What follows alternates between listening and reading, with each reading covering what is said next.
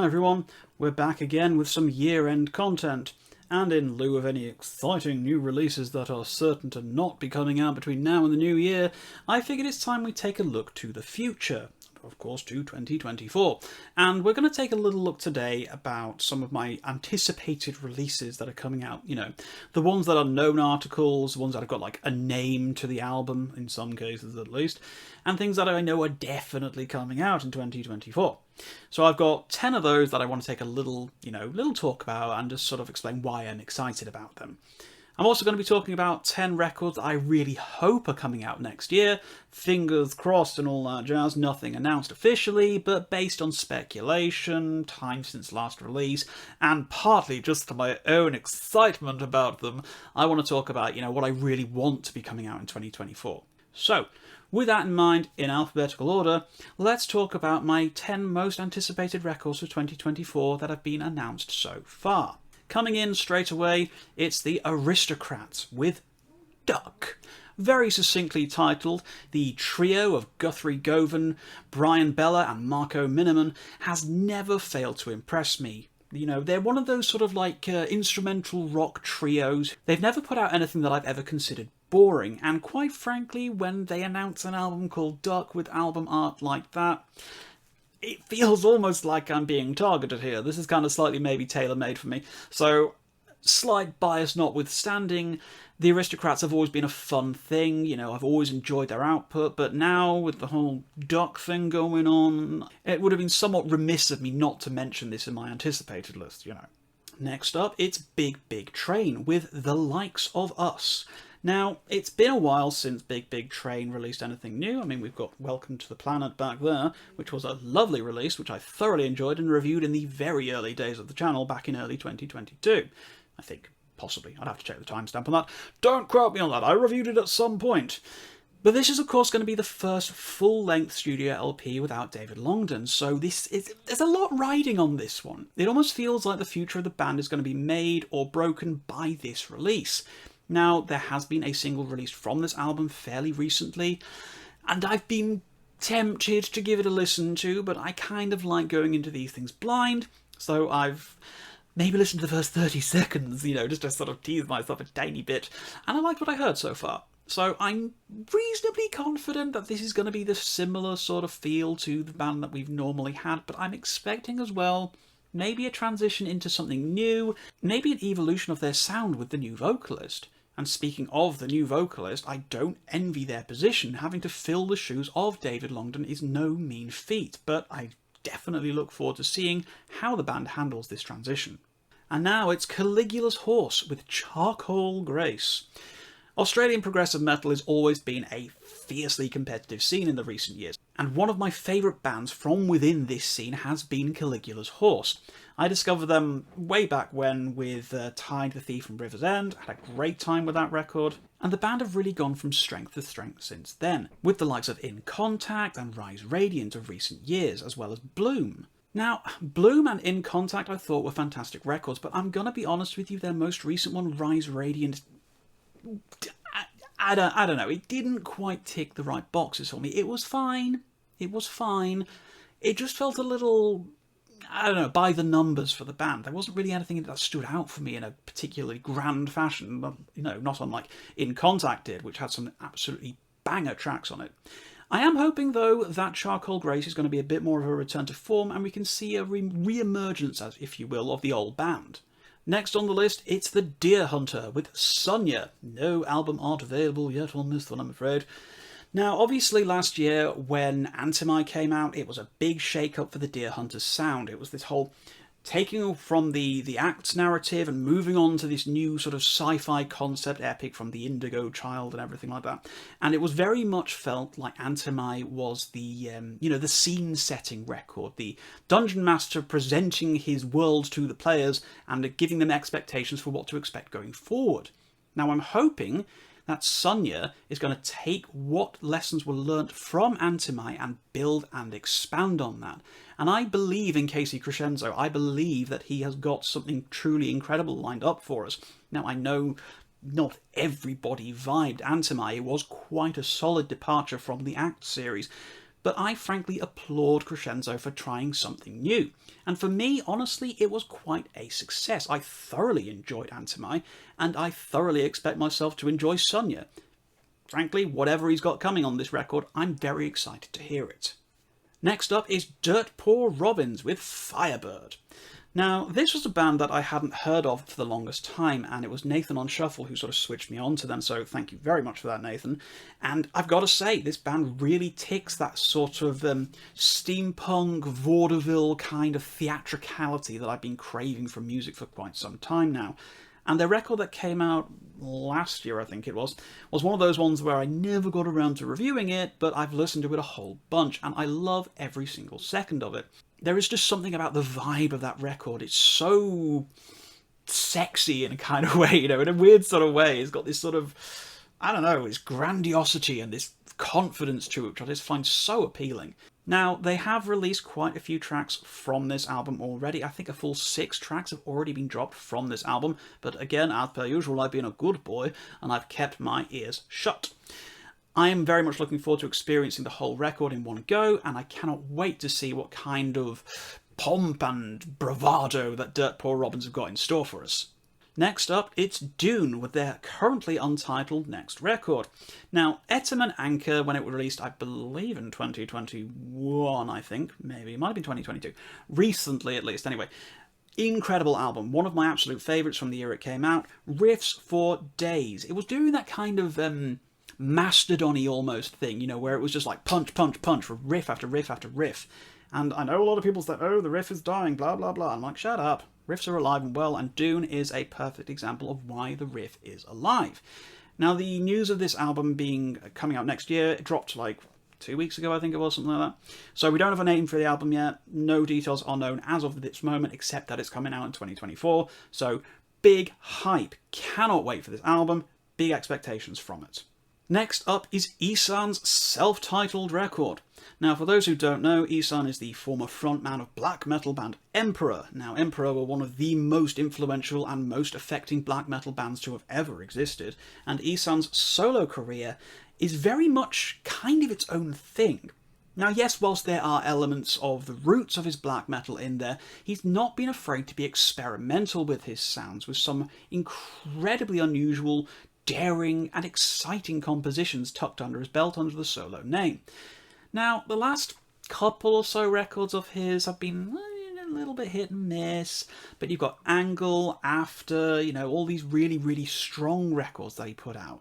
And now the singles that have been released from this, I actually have listened to these because I couldn't resist a bit of Ihsahn. I'm really excited about this record because he's very much embracing like the orchestration side of things, the sort of massive cinematic scope that seems to be underpinning the sort of very foundations of the music here. So you've got these black metal blast beats, the crunching deathy guitars and all that stuff, but then you've got the dramatic orchestra swelling underneath it. And 2 versions of the album are being released, like the orchestral mix and the traditional album mix, and both of them just sound so good from the singles that I've heard that I honestly think this could be Ihsahn's magnum opus that's just sort of waiting there on the horizon ready for us in February, I think it is. So that is an early contender, I reckon, for a real sort of strong start to the year. Cannot wait for that one. Next up, we've got Moron Police with Pachinko. Once again, no album art announced for this one. Now, this has been coming for a little while now, Moron Police. They've been sort of teasing this album, working on it for quite some time now. It was like maybe it was releasing this year, maybe it was releasing last year. I don't know. All I know is that following their most recent record and their most recent EP, the band are still very much on my radar in terms of like my hype, my excitement for them, as well as the understanding that Pachinko is going to become I believe it's a double album as well. So we could be in for a heck of a lot of music on this one.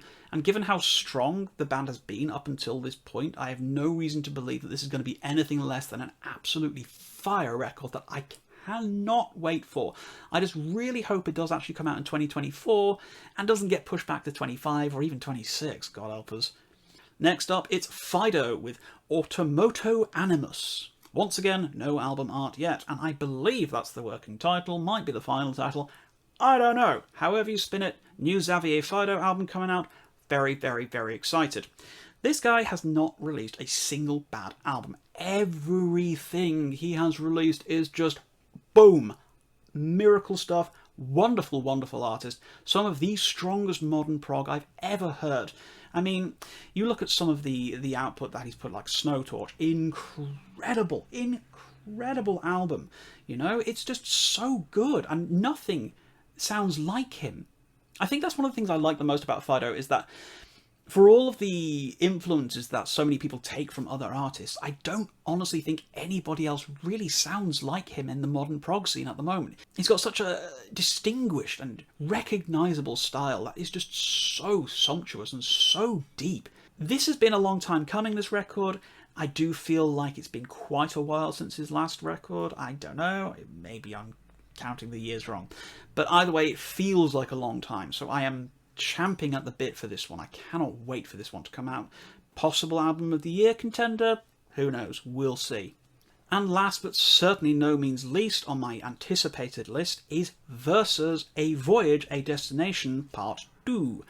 Now, I believe it was 2022, Versa came out of nowhere for me. They're absolutely astonishing band, really great stuff, and A Voyage, A Destination blew my tiny little socks off and made me bawl my eyes out on several occasions whilst listening to it, and it still does!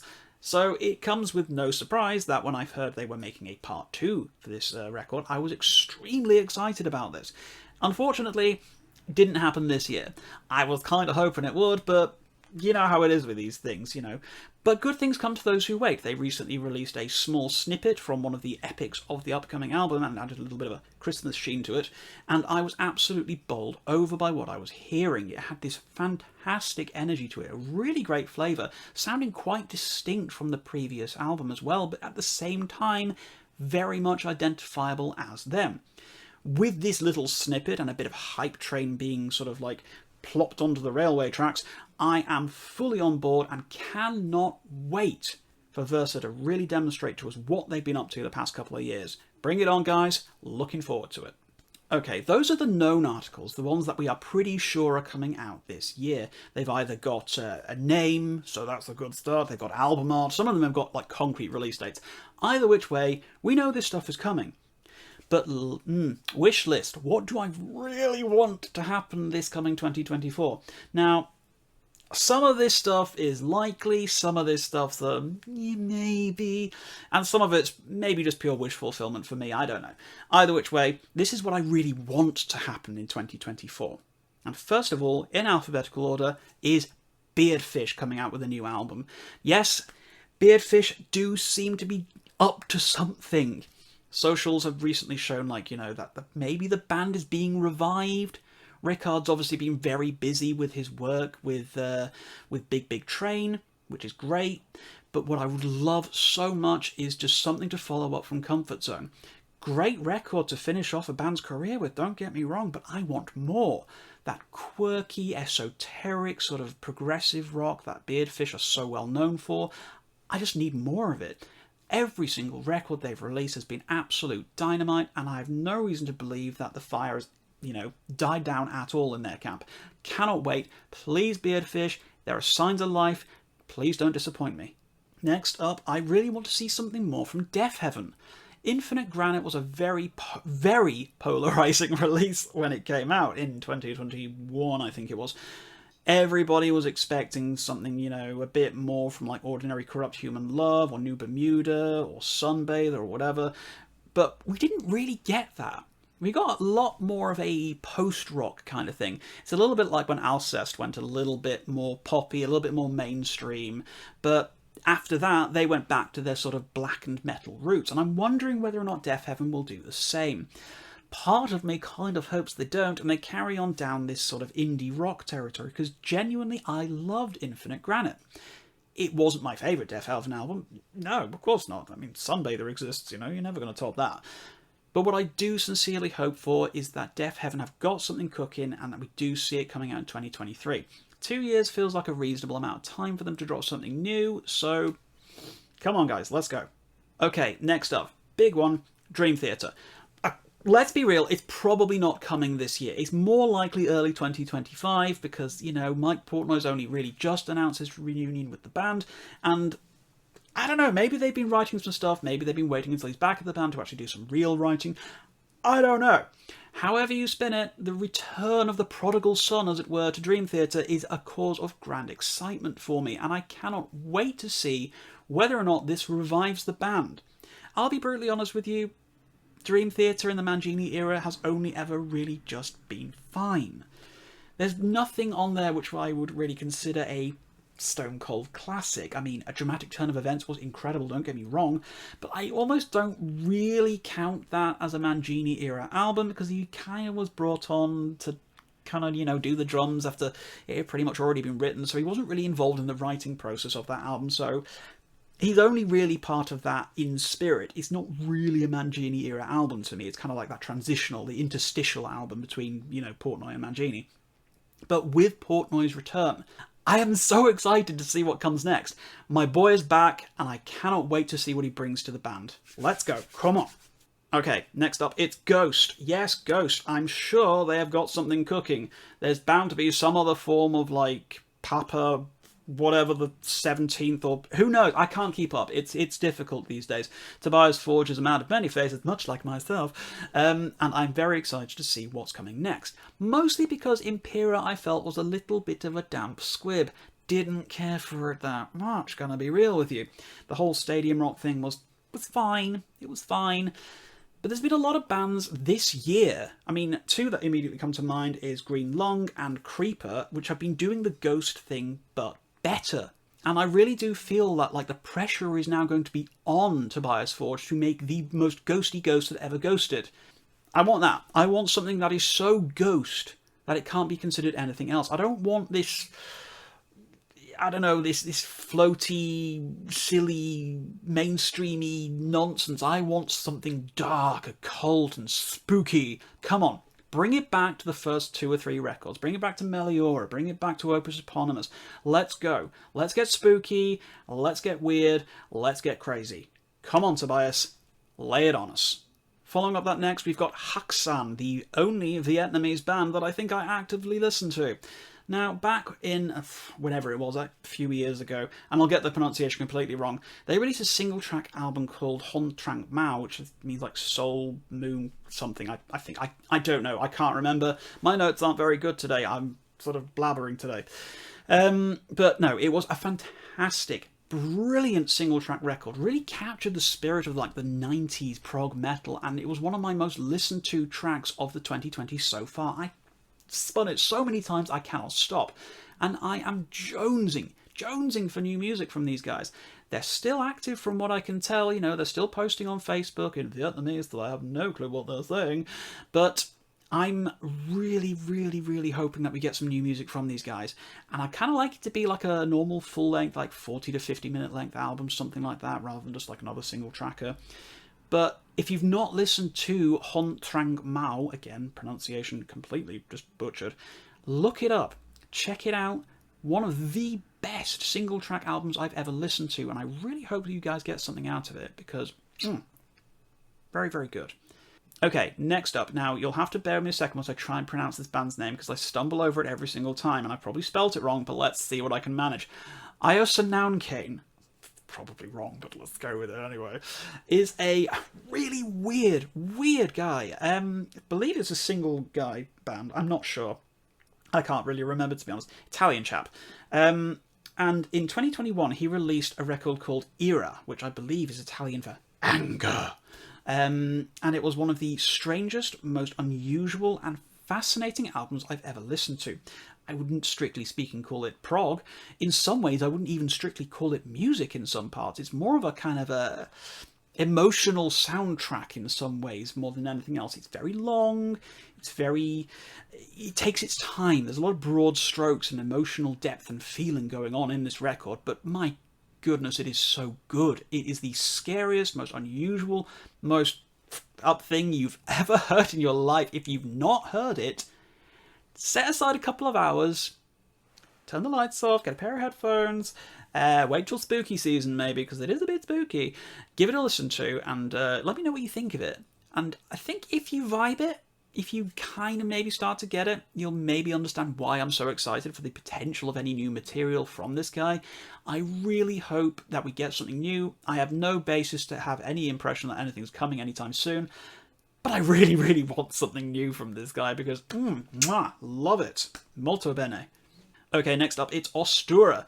Now, a few years ago, Ostura released a concept album called The Room. Now, it was mostly brought to my attention because Michael Mills of Toehider was doing, like, some guest vocals for it, which, you know, immediately got my attention because Michael Mills is wonderful, and I will follow him to the ends of the earth, effectively.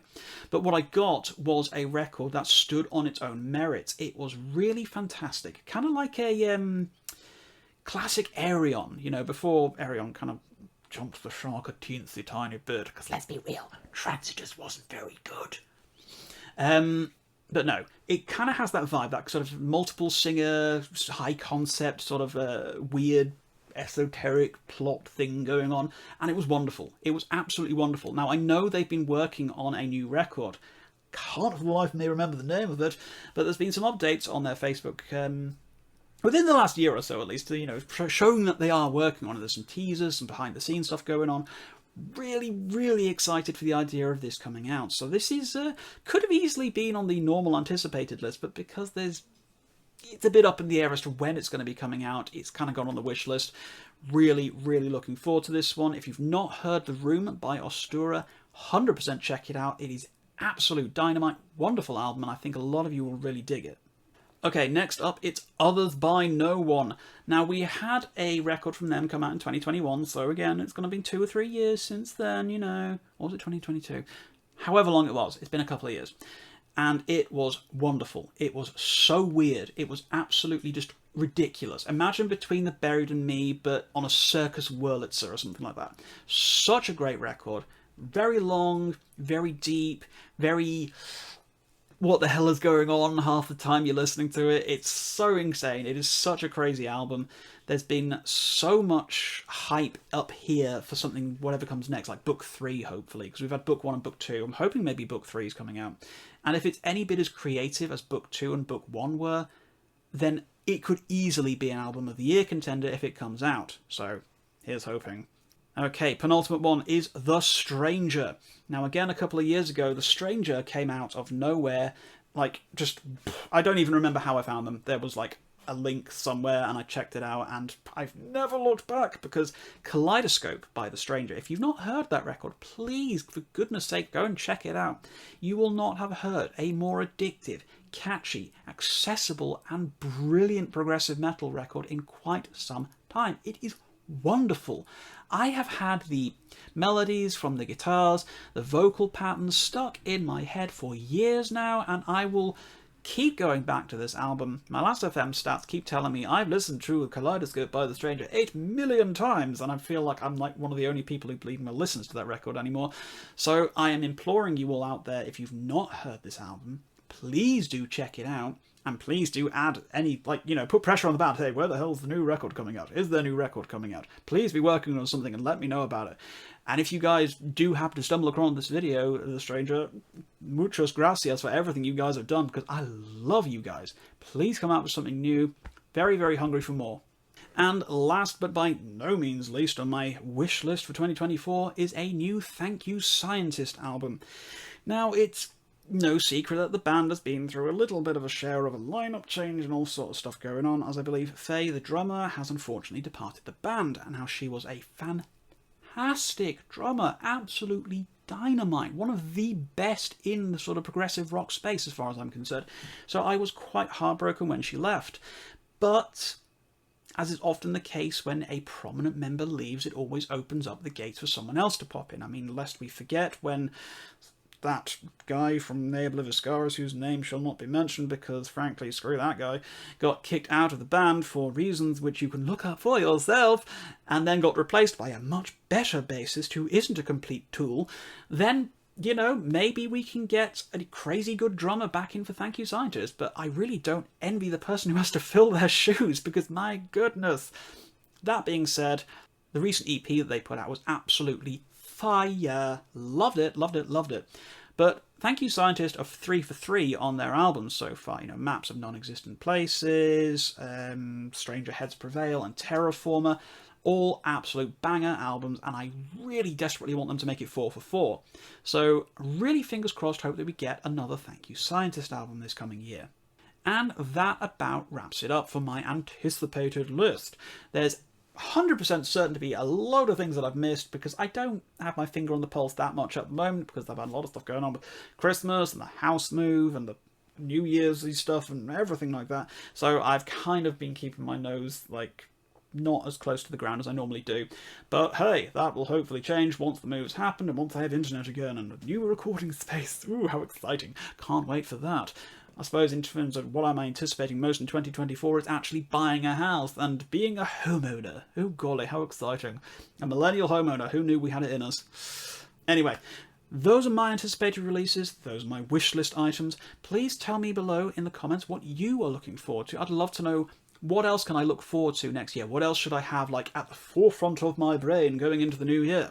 Thank you again, as always, guys, for watching my little rambly series on YouTube. If you liked what you saw, please do consider subscribing to the channel for more content.